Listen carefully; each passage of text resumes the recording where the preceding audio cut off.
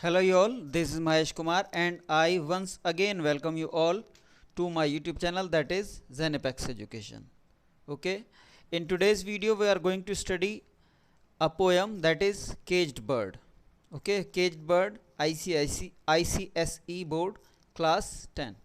This poem is composed by Maya Angelou. Okay, Maya Angelo एक black poet's थी। Black मतलब जो America के लोग हैं, अमेरिका में जो ब्लैक लोग रहते हैं उनमें से थी माया एंजेलो। ओके, और बहुत ही सिंबॉलिक पोयम है ये। और जो ब्लैक लोगों का संघर्ष है अमेरिका में, जो उन्होंने संघर्ष किया अपने हकों के लिए, अपने अधिकारों के लिए, ओके, उन्हीं हकों को रिप्रेजेंट करती है, उसी संघर्ष को रिप्रेजेंट करती है ये पोयम। ओके, बहुत ही सिंबॉलिक है। दिखाने के लिए तो यहाँ दो तरह की बर्ड्स को दिखाया गया है। एक तो वो जो कि पिंजरे में है, कैद में है। ओके, कैद से मतलब है कहीं ना कहीं जिसको कि फ्रीडम नहीं है, फुल फ्रीडम, फुल राइट्स नहीं है जिसको। ओके, एक तो वो बर्ड दिखाई है और दूसरी बर्ड दिखाई है वो जो कि इंडिपेंडेंट है और खुले आकाश में उड़ती है। ओके, यानी ऐसी बर्ड जो कि इंडिपेंडेंट है। ओके, तो यहाँ इन दो बर्ड्स के जरिए पोएट ने जो दिखाने की कोशिश की है वो ये दिखाने की कोशिश की है कि किस तरह से जो अमेरिका के वाइट लोग हैं, जो वाइट आबादी है वहाँ की, वो सारे राइट्स इंजॉय करती है और वो किस तरह से इंडिपेंडेंट बर्ड से रिप्रेजेंट की जा सकती है, उससे कंपेयर किया जा सकती है। ओके, जो वहाँ की वाइट आबादी है उसको इंडिपेंडेंट बर्ड के से रिप्रेजेंट करने की कोशिश की है पोएट ने, जबकि वहाँ के जो ब्लैक लोग हैं, जो कि जिनको कि अधिकार नहीं प्राप्त थे तब तक, उन लोगों को उसने कोशिश की है केज्ड बर्ड से दिखाने की। ओके, वो खुद भी उनमें से ही एक है, उन्हीं में से ब्लैक लोगों में से ही एक थी। ओके, अगर हम इसकी बात करें पोएम की, इसकी बैकग्राउंड को देखें तो ये जो लिखी गई मेनली इनके फ्रेंड थे Martin Luther king. Martin Luther king ने जो अमेरिका के ब्लैक लोग थे उनके हकों की लड़ाई लड़ी है ना, उनको बराबरी के हक दिलाने की लड़ाई लड़ी, और उसी एफर्ट में 1968 में उनका मर्डर हो जाता है। Okay, Martin Luther king junior, Martin Luther king junior जिन्होंने कि अमेरिका के ब्लैक लोगों के हकों की लड़ाई लड़ी, उनकी आज़ादी की लड़ाई लड़ी, उनको बराबरी का अधिकार देने की लड़ाई लड़ी, उनका मर्डर कर दिया जाता है 1968 में। ओके, और उसके बाद उनकी याद में ही उसको, उस संघर्ष को आगे बढ़ाते हुए ही माया एंजेलो ने ये पोएम लिखी। हालांकि जो 1964 था, 1964 में ही ब्लैक लोगों को लीगली वो सारे अधिकार मिल गए थे। लेकिन अगर हम अगर फैक्चुअली बात करें, ओके, अगर प्रेजेंट की बात करें, जो हालात वहाँ पे विद्यमान हैं, है ना, जो रियल में हालात हैं, अगर उनकी बात करें तो वहाँ आज भी ब्लैक लोग अपने पूरे अधिकारों के लिए संघर्ष कर रहे हैं। जैसा कि अभी पीछे भी वहाँ दंगे हुए और ब्लैक लोगों ने काफ़ी कुछ आंदोलन किया जब उनके एक व्यक्ति को, उनके एक युवक को हवालात में पुलिस वालों के द्वारा मार डाला गया। ओके, तो इस तरह से ब्लैक लोगों के संघर्ष पे आधारित है ये पोयम। ब्लैक लोगों के जो बराबरी का अधिकार नहीं थे अमेरिका में, उन पे आधारित है।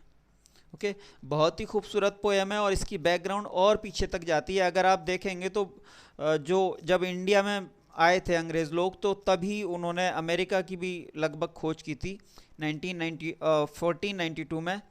ओके, और उसके बाद से फिर 16th सेंचुरी के आसपास से जो अमेरिका थी, वहाँ के लिए, वहाँ प्लांटेशंस पे वर्क करने के लिए, खेती के फार्मों पे काम करने के लिए अफ्रीका से वो लोग गुलामों को लेकर जाने लगे। ओके, जो कि स्लेव ट्रेड कहलाता है। उस स्लेव ट्रेड के जरिए ही बहुत सारे जो अफ्रीकन्स थे उनको साउथ अमेरिका और नॉर्थ अमेरिका लेके जाया गया, और वही आबादी जो थी 1860s तक लगभग गुलाम रही और स्लेवरी का ही जीवन जीती रही। 1864 के अराउंड, 1864 में ही 1865 में आखिरकार उनको स्लेवरी से उनको आज़ादी मिली। अब्राहम लिंकन जो थे, जिनका नाम आपने सुना होगा, उन्होंने इनकी आज़ादी दिलाने में बहुत महत्वपूर्ण भूमिका निभाई थी, और उसी नाराज़गी में उनको गोली मार करके हत्या कर दी गई थी। अमेरिका के 2 प्रेसिडेंट का मर्डर हुआ है, उनमें से एक अब्राहम लिंकन भी थे। ओके, 1865 में ही उनका मर्डर कर दिया गया जब वो एक नाटक देख रहे थे, और नाटकों में से ही, नाटक के ही जो कुछ एक्ट्रेस थे उनमें से ही एक पात्र ने आकर के उनको गोली मार दी थी। ओके, तो ये जो आंदोलन है, इस तरह से आप देखते हैं इसने बहुत सारी कुर्बानियाँ ली हैं। तो उसी में से एक पोएट हैं जिन्होंने की कोशिश की है उस संघर्ष को रिप्रेजेंट करने की, अपने लोगों को बराबरी के हक दिलाने की। ओके, तो चलिए शुरू करते हैं पोएम।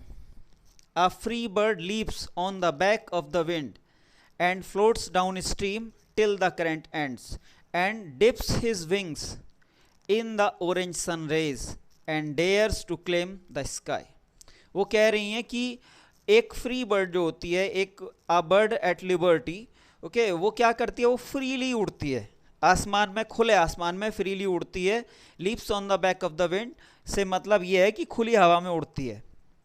ओके, और तब तक उड़ती रहती है, तब तक उड़ती रहती है जब तक कि हवा रहती है। मतलब कहीं ना कहीं इसका मतलब पोएट से ये है, पोएट का ये है कि जब तक वो हवा तो देखिए है ही आसमान में, तो हवा तो रहनी है, तो जब तक उसका मन करता है तब तक वो उड़ती है टिल द करंट एंड्स। और जब उसको लगता है कि नहीं अब काफ़ी हो गया, या थक जाती है, या कुछ और उसको ज़रूरत महसूस होती है, तब वो आखिरकार हवा में उड़ना बंद करती है, और तब वो अपनी मर्जी से ही नीचे आती है। And dips his wings in the orange sun rays. Okay, और इसी तरह से जो दूसरा है, देखिए पहली चीज़ तो ये बर्ड का काम है उड़ना, उसके सपने उड़ने से।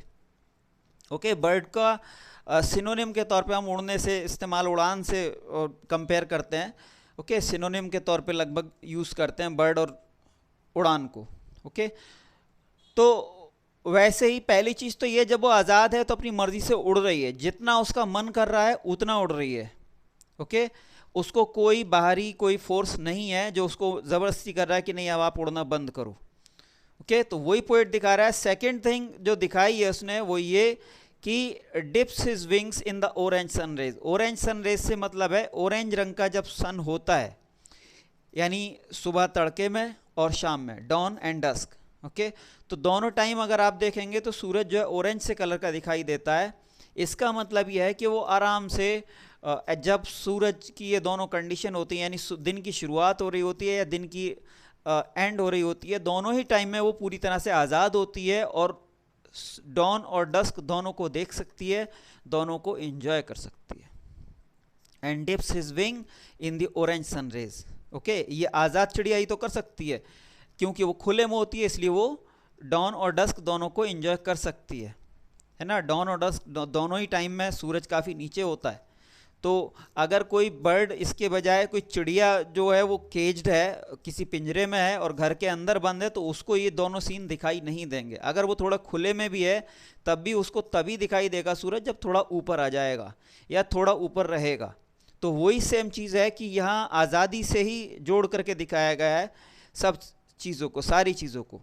तो पोएट ये कह रहा है कि पहली चीज़ तो ये कि वो खुले में उड़ान कर सकती है, जितना मन चाहे उसका उतना उड़ान भर लेती है। इसके अलावा वो उसको एक और जो लिबर्टी है वो ये है कि वो सूरज के जो दोनों फिनोमेना हैं, शाम और सुबह के, डॉन और डस्क के, दोनों को ही इंजॉय कर सकती है। ऑरेंज कलर का जो सन है उसको देख सकती है, उगते हुए भी और डूबते हुए भी।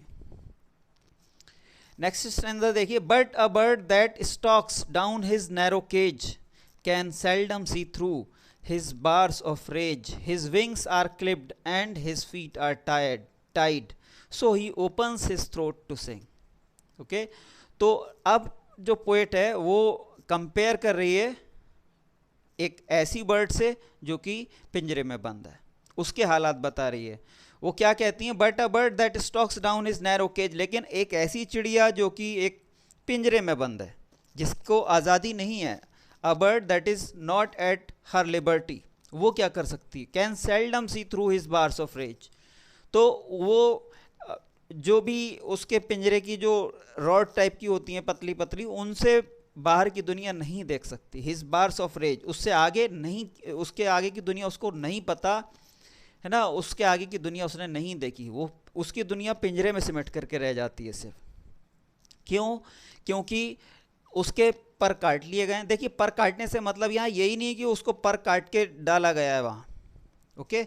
अगर आप ये मीनिंग निकालते हैं इसका कि पर काट के चिड़िया को पिंजरे में डाला गया है, तो ऐसा नहीं होता, क्योंकि मोस्टली क्या होता है, चिड़ियाओं को अगर हम पिंजरे में ही बंद करते हैं तो बहुत सारे लोगों को यही लगता है कि वो जो एस्थेटिक उनका जो वैल्यू है उसकी वजह से घर और अच्छा लगता है ना।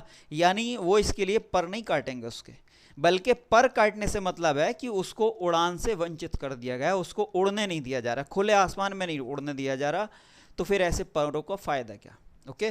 तो वही पोएट यहाँ दिखाने की कोशिश कर रही है, कह रही कि जो चिड़िया पिंजरे में बंद है उसको अपने पिंजरे से बाहर कुछ भी नहीं दिख रहा। वो ये जो ऊपर दिखाया गया था कि किस तरह से ऑरेंज सन रेज को वो कर रही है, एंजॉय कर रही है, वो कंडीशन जो पिंजरे में बंद है चिड़िया उसके साथ नहीं है, ओके।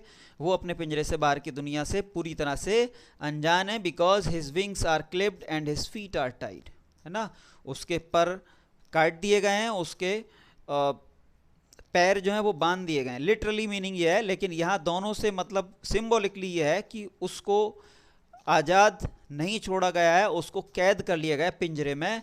और उस कैद की वजह से ही वो जो नेचुरल काम है उसके, हवा में उड़ना, खुलेआम घूमना, खुली हवा में घूमना, ओके, वो सब चीज़ें नहीं कर पा रही है।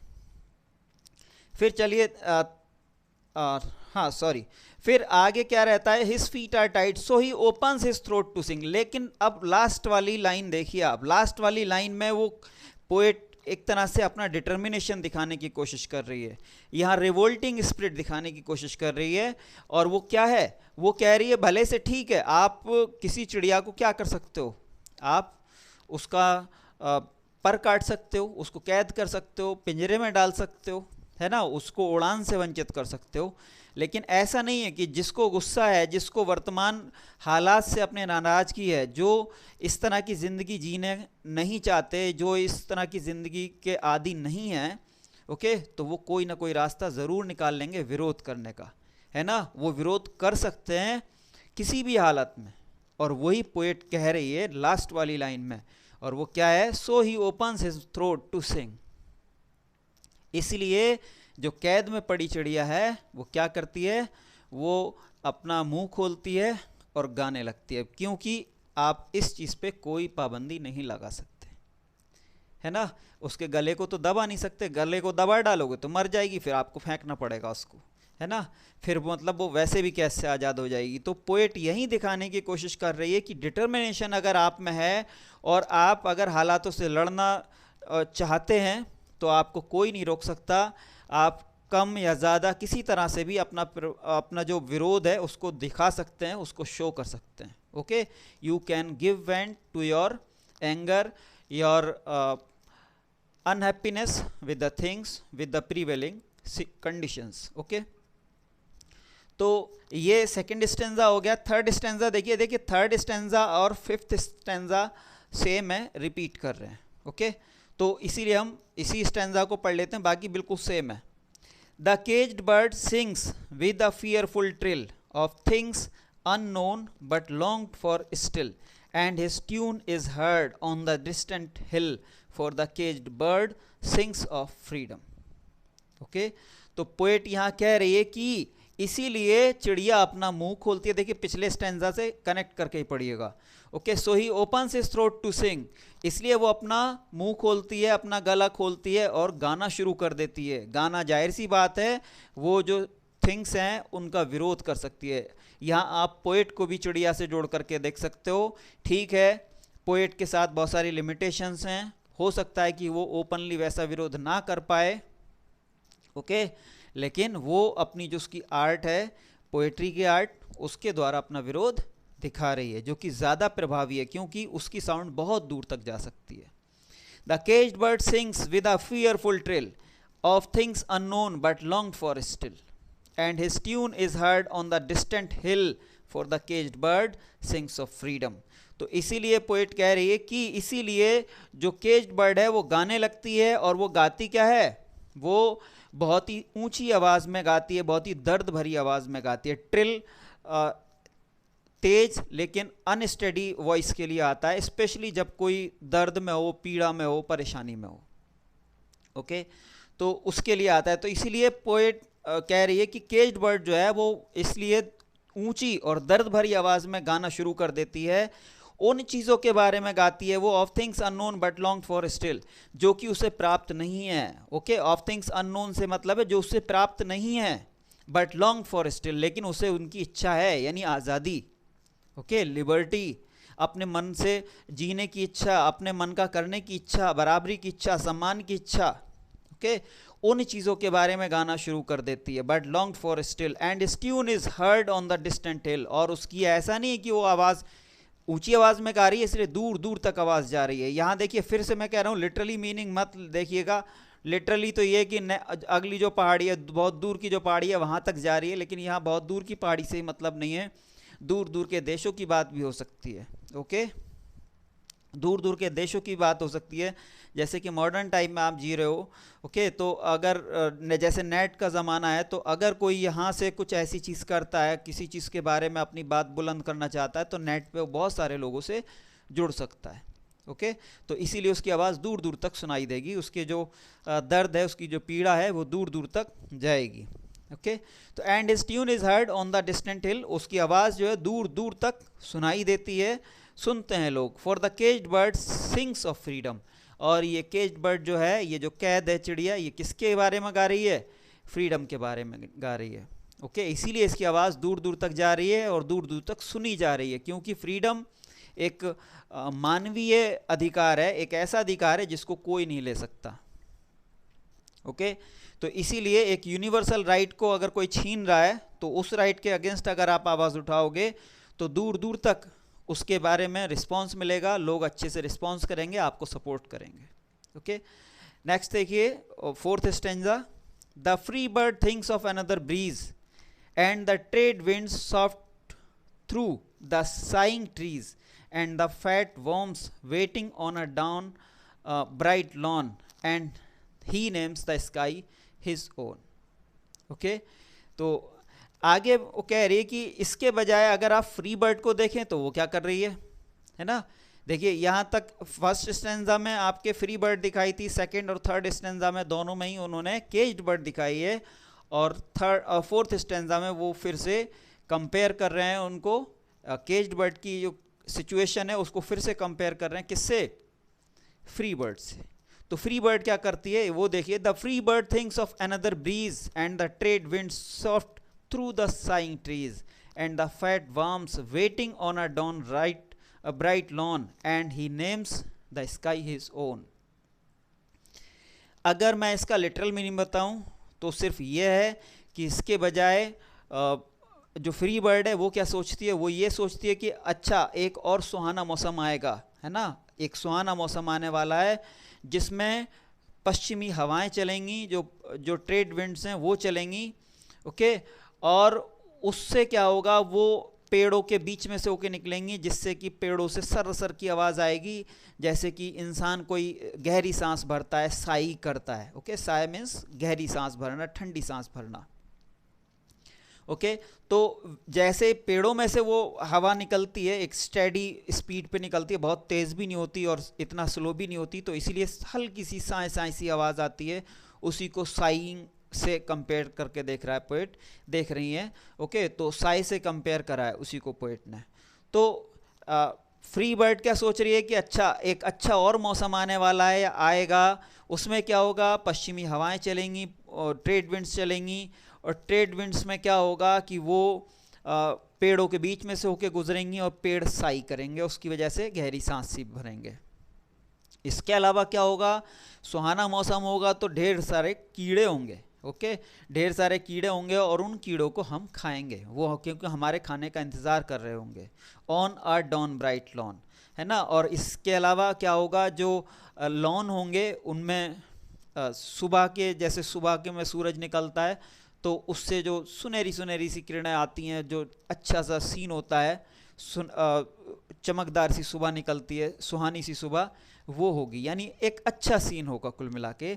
And he names the sky his own, और इस तरह से वो कहेगी कि भाई ये आसमान भी मेरा है, यानी मैं पूरी तरह से आज़ाद हूँ, है ना। अब खा लिया, पी लिया, एंजॉय कर लिया, अच्छी सीनरी देख ली, अब चलो खुले आसमान में उड़ते हैं। And he names the sky zone, ये लिटरल मीनिंग है इसका। लेकिन अगर आप इसका फिर से सिंबॉलिक मीनिंग देखें तो ये है कि जो फ्री बर्ड है, जो आज़ाद इंसान है, वो क्या सोच रहे हैं ऐसे में कि भाई अब अच्छे दिन आने वाले हैं, कुछ अच्छा होगा, अच्छे अपॉर्चुनिटीज़ मिलेंगी, अच्छा मौसम आएगा। उस मौसम में क्या होगा, जो पहली चीज़ तो मौसम सुहाना होगा, ना बहुत ठंड होगी ना बहुत गर्मी होगी, एक इंजॉयबल मौसम होगा। दूसरी चीज़ क्या है कि उससे जो नेचर है उसका भी पूरा सीन एक प्लेजरेबल क्रिएट होगा, ओके, प्लीजिंग सा सीन क्रिएट होगा। और खाने पीने की कोई कमी नहीं होगी, है ना। खाने पीने से मतलब सिर्फ खाने पीने से ही नहीं है, बल्कि all the luxuries, okay. Fat warm से मतलब सिर्फ यहाँ खाने पीने से ही मतलब है, मतलब नहीं है, बल्कि it denotes, it represents the all the pleasures, all the luxuries of life, जो भी हम लोग एंजॉय करते हैं वो सारी चीज़ें ये डिनोट कर रहा है। ऑन अ डाउन ब्राइट, है ना, और सारे जो सीन होंगे वो सुंदर होंगे, और इस तरह से हमारा आसमान हमारा होगा, यानी सारी दुनिया हमारी होगी, हम पूरी तरह से आज़ाद होंगे अपनी मर्ज़ी से जीने के लिए, ओके। ये इसका सिंबॉलिक मीनिंग है, जो मीनिंग रियल में केज्ड बर्ड और पोएम के द्वारा माया एंजेलो बताना चाह रही हैं। फिफ्थ स्टेंजा देखिए इसका, but a caged bird stands on the grave of dreams, but a caged bird stands on the grave of dreams, his shadow shouts on a nightmare scream, his wings are clipped and his feet are tied, so he opens his throat to sing, okay। तो वो आगे कह रही हैं poet की, देखिए जो आज़ाद चिड़िया को और गुलाम चिड़िया को, केज्ड चिड़िया को इन्होंने कंपेयर करके दिखाया है, उसकी वजह यही है कि दोनों के साथ कितनी विषमताएं हैं, एक को कितनी सुविधाएं मिल रही हैं और एक के साथ कितने जुल्म ज़्यादती हो रहे हैं, कितने उसके साथ अत्याचार हो रहे हैं, कितना उसके साथ इनजस्टिस हो रहा है। ये तभी समझ में आएगा जब दोनों को आप एक साथ कंपेयर करोगे, ओके। एक भूखा आदमी ही रोटी की कीमत बता सकता है, ओके, उसकी वैल्यू बता सकता है। तो इसीलिए पोएट ने कोशिश की है एक केज्ड बर्ड और एक फ्री बर्ड से कंपेयर करके जो ब्लैक लोग हैं उनके साथ क्या कंडीशन थी वहाँ के, वो दिखाने की। ये ब्लैक लोगों के साथ ये कंडीशन उसी देश के साथ है, उसी देश में थी, यूएसए के साथ, जो अपने आप को अल्ट्रा मॉडर्न कहता है, ओके, अल्ट्रा मॉडर्न कहता है, और जो बात बात पे इंडिया या दूसरे देशों को लेक्चर देता रहता है कि आपके यहाँ तो बड़ी बुरी कंडीशन है, ओके। ये अमेरिका की कंडीशंस को बयान कर रही है poet. But a caged bird stands on the grave of dreams, his shadow shouts on a nightmare scream. तो पोएट कहती है कि लेकिन ये तो देखिए आज़ाद चिड़िया तो इतने सारे ख्वाब देख रही है कि ऐसा होगा, मौसम बदलेगा, ढेर सारा खाने पीने को मिलेगा, खुले आसमान में उड़ेंगे, है ना, जो नेचर की सीनरी होगी उसको एंजॉय करेंगे, है ना। जबकि केज्ड बर्ड क्या सोच रही है, केज्ड बर्ड तो बेचारी अपने अरमानों के कब्रिस्तान में खड़ी है एक तरह से, ओके। वो जहाँ खड़ी है, वो जहाँ पड़ी है, पिंजरे में है, वो एक तरह से उसके लिए ग्रेव के समान है, और वो अपने अरमानों के जो कब्र है एक तरह से उसी पे खड़ी है। But a caged bird stands on the grave of dreams, मतलब उसके सारे सपने धूल में मिल चुके हैं, सारे उसकी जो इच्छाएं हैं वो धूल में मिल चुकी हैं, और वो ठीक उसी तरह से परेशान होती है, उसी तरह से चीखती है डर के मारे, जैसे कि कोई रात में भयंकर सपना देख करके चीखता चिल्लाता है, okay. Nightmare scream, his shadow shouts on a nightmare scream, his wings are clipped and his feet are tied, ना, उसकी सारी लिबर्टी छीन ली है, सारी आज़ादी उसकी छीन ली है, इसीलिए वो मजबूर होकर के गा रही है सिर्फ, है ना। जो जुल्म जाती उसके साथ कर सकते थे सभ्य समाज के लोग, वो उन्होंने कर ली, ओके। और उसके बाद जो गुंजाइश बचती है तो वो फिर उससे अपना विरोध जता रही है ना। वो फिजिकली कुछ नहीं कर सकती, लेकिन वो गा गा करके अपना विरोध जता रही है। लास्ट वाला स्टेंजा जैसे कि हमने पहले ही बताया था आपको, ये सेम स्टेंजा रिपीट कर रहा है, तो दोबारा से इसका मीनिंग बताने का कोई अर्थ नहीं रह जाता। ओके, तो चलिए आगे देखते हैं कि आखिरकार इस पोएम में कौन कौन सी पोएटिक डिवाइसेस यूज़ हुई हैं। फर्स्ट ऑफ ऑल अगर हम राइमिंग स्कीम की बात करें तो there is no rhyming scheme. Okay, there is no rhyming scheme in the poem because the poem is written is composed in free verse. America के अधिकतर पोएट्स जो हैं वो फ्री वर्स में ही लिखते हैं। ओके, तो इसीलिए ये भी पोएम फ्री वर्स में लिखी हुई है माया एंजेलो ने। और नेक्स्ट देखते हैं, चलिए फिगर्स ऑफ स्पीच। अगर फिगर्स ऑफ स्पीच की हम बात करें तो यहाँ पे पर्सोनिफिकेशन है on the back of the wind. Back of the wind, okay, wind एक इनएनिमेट थिंग है और उसकी बैक दिखाई है, उसकी कमर दिखाई है, तो इसलिए यहाँ पे पर्सोनिफिकेशन है। ओके, ऐसे ही यहाँ इंजॉयमेंट है। इंजॉयमेंट हमने पहले भी बताया कि अगर कोई आइडिया या कोई सेंटेंस, सिंगल सेंटेंस 2 लाइनों में चलता है, लेकिन 2 लाइन या 2 से ज़्यादा लाइंस में चलता है, लेकिन पोएट लाइन चेंज करते टाइम कोई आपका पंक्चुएशन मार्क यूज़ नहीं करता, तो वहाँ पे इंजॉयमेंट होता है। तो यहाँ पे हर एक स्टेंजा में आपको इंजॉयमेंट मिल जाएगा। ओके, हर एक स्टेंजा में। इसके अलावा अगर आप सेकेंड स्टेंजा में आते हैं तो आपको मेटाफोर मिलेगा his bars of range. Okay, his bars of range में मेटाफोर है। इसके अलावा यहाँ आपको एलिट्रेशन मिलेगा। एलिट्रेशन और भी कई जगह मिल सकता है। ओके, यहाँ भी देखिए एलिट्रेशन है और नीचे भी एलिट्रेशन है। ओके, ही और ही 2 बार आया, मतलब ही में और हिज में एच 2 बार रिपीट हुआ एक ही लाइन में। 2 वर्ड्स जो हैं वो सेम लेटर से शुरू हो रहे हैं और वो भी कॉन्सोनेंट से, इसलिए एलिट्रेशन है। ओके, इसके अलावा एनाफोरा है। एनाफोरा जो है वो वहाँ होता है जहाँ कहीं भी किसी पोएम की 2 कंटिन्यूस लाइंस, कम से कम 2 कंटिन्यूस लाइंस सेम वर्ड से शुरू होती हैं। तो यहाँ अगर हम देखेंगे तो 3 कंटिन्यूस लाइंस जो हैं हिज से शुरू हो रही हैं, इसलिए यहाँ पे एनाफोरा है। ओके, इसके अलावा यहाँ पे ट्रांसफर्ड एपिथेट है। अगर हम थर्ड स्टेंजा की बात करें जो कि आगे भी रिपीट हो रहा है, तो यहाँ पे जो है वो ट्रांसफर्ड एपिथेट है। फियरफुल ट्रिल है ना, डरी हुई आवाज़ में, डरी हुई ऊंची आवाज़ में वो गाती है। ओके, तो आवाज़ डरी हुई नहीं होती, बल्कि चिड़िया डरी हुई होगी या पोएट डरी हुई होगी, आवाज़ थोड़ी ना डरी हुई होती है। इसलिए एक चीज़ के गुण किसी दूसरी चीज़ पे दिखाए गए हैं, इसलिए यहाँ पे ट्रांसफर्ड एपिथेट है। ओके, इसके अलावा अगर आप आगे देखेंगे तो आगे भी फिर से आपको यहाँ एनाफोरा मिलेगा नेक्स्ट स्टेंजा में। एंड से 2 लाइंस शुरू हो रही हैं। ओके, तो इसलिए यहाँ पे फिर से एनाफोरा है। पर्सोनिफिकेशन मिलेगा फिर से, साइंग ट्रीज दिखाया गया है। ओके, और साइंग ट्रीज दिखाया गया है, तो इसलिए यहाँ पे फिर से पर्सोनिफिकेशन है। सिंबोलिज्म है, द ग्रेव ऑफ ड्रीम्स है ना, ग्रेव ऑफ ड्रीम्स के द्वारा दिखाया गया है कि किस तरह से वो उसके जो सपने थे वो सारे टूट चुके हैं। वो जो आज़ादी के सपने थे, किस तरह से और आज़ादी वाली लाइफ जिएगी, खुले आसमान में उड़ेगी, अपनी मन मर्जी के काम करेगी, वो सारे सपने दिखाए गए हैं। ओके, ग्रेव ऑफ ड्रीम से टूटते हुए दिखाए गए हैं, तो इसलिए यहाँ पे सिंबलिज्म है। फिर से पर्सोनिफिकेशन है, nightmare scream, his shadow shouts. Okay, shadow shouts, shadow थोड़ी ना चिल्लाएंगी। ओके, तो यहाँ फिर से पर्सोनिफिकेशन है। रिपीटेशन है, हिज वर्ड कई बार आया है। ओके, तो रिपीटिशन है यहाँ पे। इसके अलावा यहाँ पर भी एनाफोरा है, हिज से 2 लाइंस कंटिन्यूसली शुरू हो रही हैं पोएम की।